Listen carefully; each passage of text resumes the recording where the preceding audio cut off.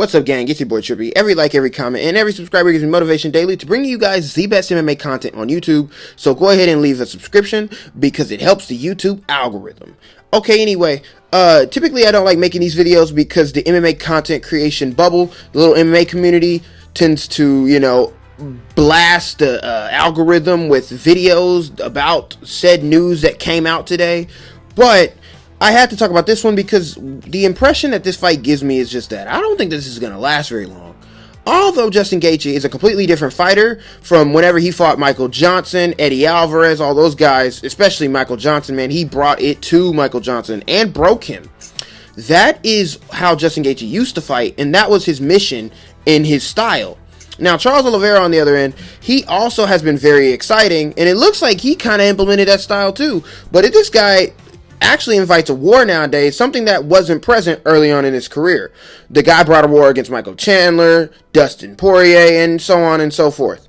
But I'm going to say this, he cannot fight Justin Gaethje the same way he fought Dustin Poirier. Because, boy, if he does, he is going to get put out cold or he's going to get stopped. Mark my words.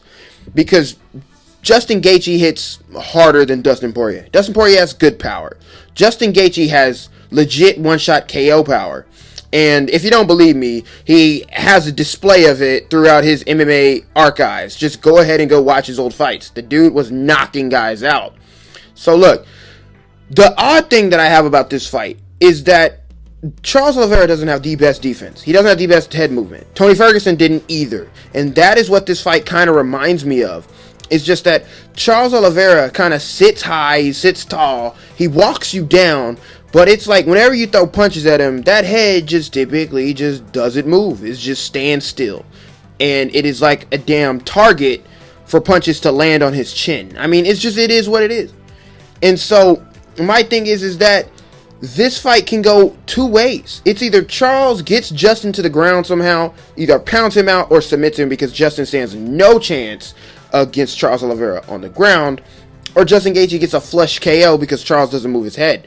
Ultimately, like I said, I just don't think that this is going to last long, man. I really don't. I think that it's going to be exciting for as long as it lasts, but it's just like, when you look at their styles and you look at how they match up, it's just like, you got a power puncher on one end and you got an expert submission artist on the other end. That's just what it gives me. Two finishers in their own accord, you know what I mean? And so, basically, with this fight, I feel like Charles Oliveira is going to bring the heat to Justin Gaethje. Why? Because Justin Gaethje has talked a lot, man, and you can't just walk back what you said. If I'm Charles, I'm not forgiving you for what you said until you get in there and you fight me. Justin Gaethje now, even though Charles is going to bring a chip on his shoulder, Justin Gaethje is for the brawl. He is for the chaos. I'm not saying that Justin Gaethje is going to walk away and quiver like a little bitch, but I just think that Charles is going to really get in his face the same way he fought Dustin Poirier. And if it's just me, is it just me, or did Charles look the same way when he fought Dustin?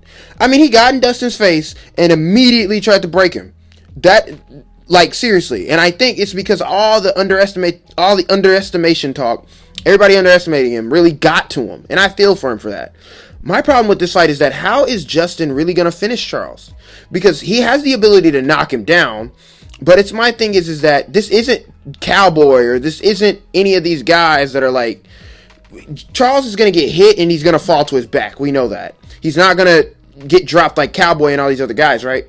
He's going to fall to his back. Now, it's up to Justin Gaethje. He has to make a split second right there. Or split second decision on how he's going to deal with this. He's either going to go to the ground with Charles or he's going to keep standing him up and try to knock him out on the feet. Either way, he's going to have to make a choice. And it could be a suicide choice depending on what he picks. Now, as for Charles, it's just that the double leg takedown also is probably not going to be there. Because when he gets rocked, he tries to either clinch with you or he tries to grab you. Now, like I said, he's going to be coming with a chip on his shoulder. So he's going to be looking to bring the chaos to Justin. And he's going to really try and get in Justin's face. But my thing is that if he gets rocked, there is no dive under for the takedown and try to take Justin down. Because Justin Gaethje has brilliant takedown defense. Now, he was able to take down Michael Chandler. And Michael Chandler has some of the best takedown defense I've ever seen in a fighter. But it's just that Justin is a little bit more aware. He's not as chaotic anymore, especially like Michael Chandler. Michael Chandler fights reckless. But like I said, man, if I'm Charles, this is something that you can prove. You can shut up the guy who started this whole rumor about how mentally weak you are and how you're a quitter. This is your chance to shut the guy up that started these rumors. He started it. And as for Justin Gaethje, in my opinion, this could be your last shot at the title. Now, likely not, because he's pretty marketable and the way he fights is just crazy.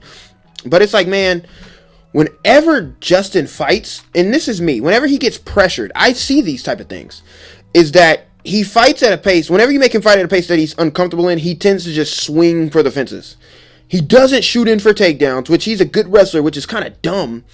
But he decides if you get too close to him, he's just going to swing, and he's going to swing. He did it against Tony Ferguson. He did it against Khabib, and he ultimately ended up paying the price. He didn't pay the price against Tony Ferguson, but he paid the price against Khabib, you know, because the put your head down and swing for the fences worked against Tony. It didn't work against Khabib. And so if Charles get this dude fighting at a pace, and he gets to swinging for the fences with every punch that he throws with 100% knockout intention, he's going to gas out, and Charles is going to stay in his face. And that's one thing I was impressed with Charles' last fight, is that the guy kept a pace, and he didn't gas out like everybody thought he was. He gassed out Dustin Poirier. Poirier was tired. That is why it was so easy for Charles to take the back and submit him. And I can honestly see a similar thing happening with Charles versus Justin. Sorry, I just burped.